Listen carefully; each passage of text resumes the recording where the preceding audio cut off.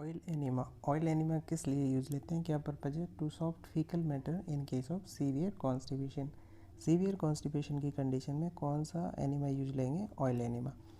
Oil enema में कौन सा सॉल्यूशन काम में लेंगे? तो इसमें काम में लेते हैं ऑलिव ऑयल, कैस्टर ऑयल। ठीक है, ऑलिव ऑयल ले सकते हैं और कैस्टर ऑयल भी ले सकते हैं।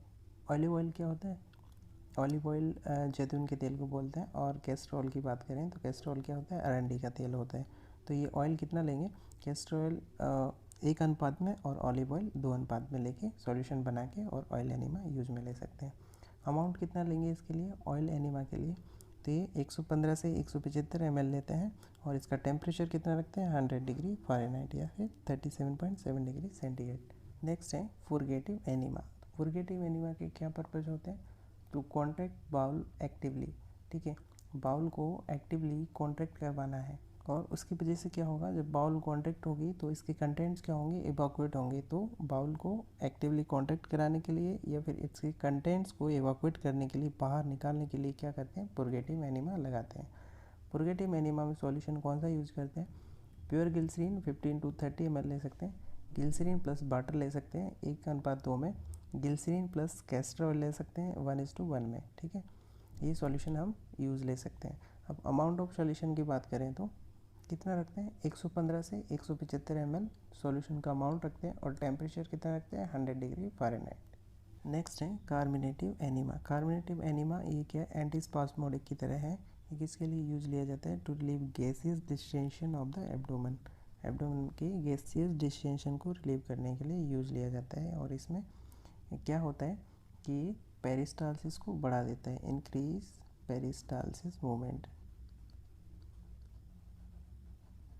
अब पेरिस्टालसिस को बढ़ाएगा तो क्या होगा? फ्लैटर्स और फीसेस दोनों का एक्सपल्जन होगा, दोनों निकलेगी तो क्या होगा? गैसियस डिस्टेंशन भी रिलीव होगा और जो स्पाज्म हो रहे हैं, स्पाज्मोडिक कॉन्ट्रैक्शन हो रहे हैं, वो भी रिलीव होंगे। इसमें सॉल्यूशन कौन सा यूज़ करते हैं? तो सॉल्यूशन के लिए टर्पेंटाइन कितना 8 to 16 ml टर्पेंटाइन यूज़ करेंगे और सोप सॉल्यूशन भी ले सकते हैं 600 to 1200 ml या फिर मिल्क प्लस मोलेसेस ये भी यूज़ में ले सकते हैं। मोलेसेस क्या होता है? लिक्विड गुड़ को बोल सकते हैं। ठीक है, ये 1:1 में रेशो में 90 to 230 ml ये भी ले सकते हैं। नेक्स्ट है एंथेल्मिक एनिमा। एंथेल्मिक एनिमा का क्या पर्पज़ होता है? To destroy and expel the worms from intestine.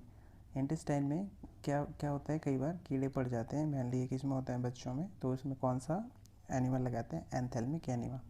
इस एनिमा को लगाने से पहले बाउल को क्या करते हैं? वाटर एनिमा से clean, soap and water enema से क्लीन करना ज़रूरी होता है। क्यों? क्योंकि इससे क्या होगा? फीकल मैटर पूरा रिमूव हो जाएगा। तो ये जो एंथेल्मिक एनिमा में जो मेडिसिन जो काम में ले रहे हैं सॉल्यूशन, वो डायरेक्ट कांटेक्ट में आएगा वॉर्म्स के में और या फिर लाइनिंग ऑफ इंटेस्टाइन। ठीक है, इंटेस्टाइन की लाइनिंग के डायरेक्ट कांटेक्ट में आएगा, जिसकी वजह से क्या होगा? वो जो वॉर्म्स है, ठीक है, वो वॉर्म्स ईजीली अच्छे से डिस्ट्रॉय हो जाएंगे। और ये एनिमा कब तक देते हैं? ट्रीटमेंट कब तक देते हैं? तब तक कि सारे जो बॉम्ब्स हैं वो डिस्ट्रॉय नहीं हो जाते, तब तक ये एंथेल्मिक एनिमा देते हैं। उसके बाद इसमें सॉल्यूशन जो यूज लेते हैं वो क्या लेते हैं? हाइपरटोनिक सैलाइन सॉल्यूशन यूज ले सकते हैं। हाइपरटोनिक सॉल्यूशन क्या होता है? ऐसा सॉल्यूशन जिसमें क्या होता है?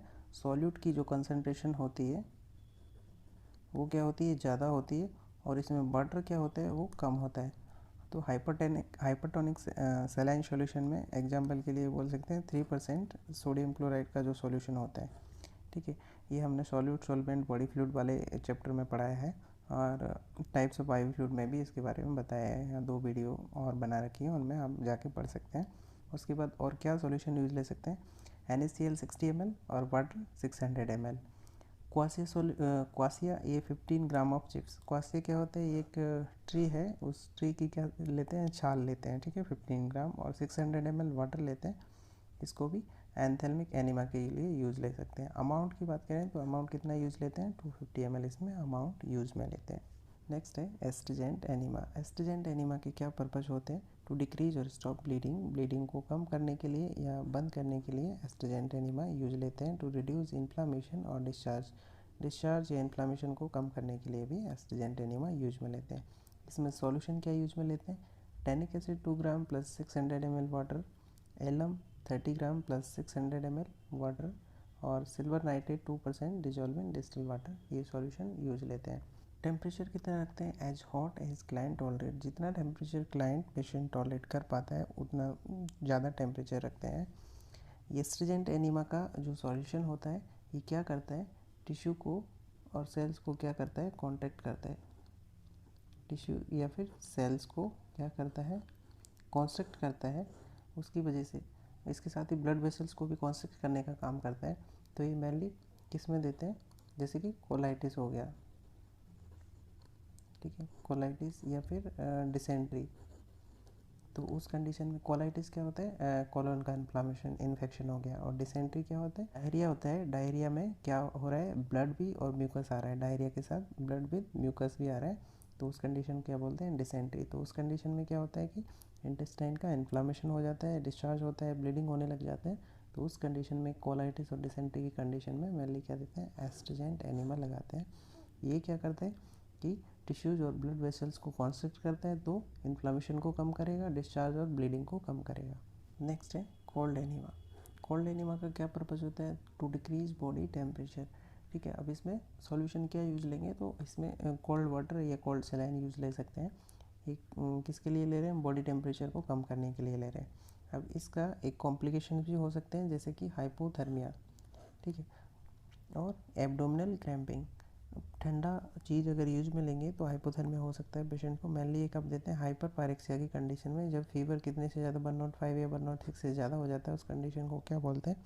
Hyper pyrexia. तो उस कंडीशन में क्या करते हैं? कोल्ड एनीमा देते हैं। कोल्ड एनीमा भी किस फॉर्म में देंगे? एज ए कोलोनिक इरीगेशन के फॉर्म में। तो एनीमा की दो कैटेगरी पढ़ाई थी, स्टिमुलेंट एनीमा और रिटेंड एनीमा। तो रिटेंशन एनीमा के सब टाइप में देखते हैं। First stimulant enema. Stimulant enema का क्या पर्पज़ होता है? To treat shock and collapse. कोई पेशेंट किस में है? शॉक में है अगर, या कोलैप्स कर गया है, तो उस कंडीशन में क्या देते हैं? स्टिमुलेंट एनीमा देते हैं। टू ट्रीट पॉइजनिंग, कुछ केस में भी, कुछ पॉइजनिंग के केस में भी क्या करते हैं? स्टिमुलेंट एनीमा देते हैं। जैसे कि बात करें ओपियम पॉइजनिंग, अफीम की पॉइजनिंग हो गई, तो उस ओपियम पॉइजनिंग में क्या देते हैं?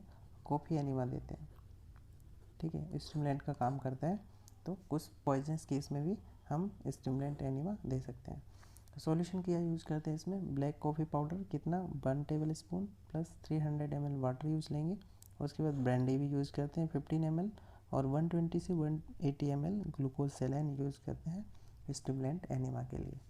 और सॉल्यूशन के अमाउंट की बात करें तो सॉल्यूशन का अमाउंट कितना रखते हैं इसमें? 180 to 240 ml सॉल्यूशन का अमाउंट लेते हैं। और टेम्परेचर कितना? टेम्परेचर सॉल्यूशन का 108 to 110 डिग्री फ़ारेनहाइट सॉल्यूशन का टेम्परेचर रखते हैं। नेक्स्ट है सेडेटिव एनीमा। तो सेडेटिव एनीमा किसके लिए देते हैं? टू इंड्यूस स्लीप, ठीक है, नाम से ही पता चल रहा है सेडेटिव, सेडेशन। तो किसके लिए देते हैं? स्लीप के लिए। और क्या यूज़ लेते हैं इसमें? जो ड्रग्स यूज लेते हैं वो पैराल्डिहाइड ले सकते हैं, पोटेशियम ब्रोमाइड और प्रोरल हाइड्रेट। डोज क्या रखते हैं? डोज डिसाइड करता है कि कितना अमाउंट में कौन सा medicine as a sedative enema के रूप में देना है। नेक्स्ट है एनास्थेटिक एनीमा। एनास्थेटिक एनीमा किसके लिए देते हैं? To produce anaesthesia in client, client में एनास्थेटिक इफेक्ट लाने के लिए एनास्थेटिक एनीमा देते हैं। इसमें एवर्टीन यूज़ करते हैं 150 to 300 mg पर kg ऑफ बॉडी वेट के हिसाब से। नेक्स्ट है इमोलिएंट एनीमा। इमोलिएंट एनीमा का क्या पर्पज़ होता है? To protect and soothe mucous membrane, mucous membrane को प्रोटेक्ट करने के लिए, सूथिंग करने के लिए। To relieve irritation on inflamed mucous membrane. GIT की म्यूकस मेम्ब्रेन क्या हो रही है? इरिटेट या इन्फ्लेम्ड है, तो उसको रिलीव करने के लिए इमोलिएंट एनीमा यूज लेते हैं। इसमें कौन सा सॉल्यूशन काम में लेते हैं? Starch plus opium. स्टार्च कितना लेंगे? 120 to 180 ml, और ओपियम कितना लेंगे? 1 to 2 ml। राइस वाटर भी यूज़ ले सकते हैं स्टार्च के लिए, क्योंकि राइस वाटर में क्या होता है? स्टार्च होता है। और इसका अमाउंट कितना लेंगे? 120 to 180 ml अमाउंट लेंगे। टेम्परेचर कितना रखेंगे इसका? 100 to 105 डिग्री फ़ारेनहाइट इसका क्या रखेंगे? हाँ, टेम्परेचर रखेंगे सॉल्यूशन का। नेक्स्ट है न्यूट्रिटिव एनीमा। न्यूट्रिटिव एनीमा का क्या पर्पज़ है? To supply food and fluid, ठीक है, बॉडी को फूड एंड फ्लूइड सप्लाई करना है, तो न्यूट्रिटिव एनीमा यूज़ करते हैं। सॉल्यूशन क्या लेते हैं? नॉर्मल सेलाइन सॉल्यूशन यूज़ ले सकते हैं, ग्लूकोज सेलाइन 2 to 5%, या फिर पेप्टोनाइज मिल्क जो होते हैं वो भी न्यूट्रिटिव एनीमा के लिए यूज़ ले सकते हैं। सॉल्यूशन का अमाउंट कितना रखते हैं 1100 to 1700 ml पर 24 आवर्ली, ठीक है। 24 आवर्स में कितना देना है 1100 से ml फ्लूइड देना है। और अगर 4th आवर इंटरवल के हिसाब से लेंगे तो 180 to 270 ml at 4th hour interval, ठीक है। हर 4 घंटे के इंटरवल से कितना फ्लूइड देना है 180 to 270 ml। और इसमें टेम्परेचर कितना रखते हैं, टेम्परेचर इसमें रखते हैं 100 डिग्री फ़ारेनहाइट टेम्परेचर रखते हैं। तो ये है एनिमा के टाइप्स।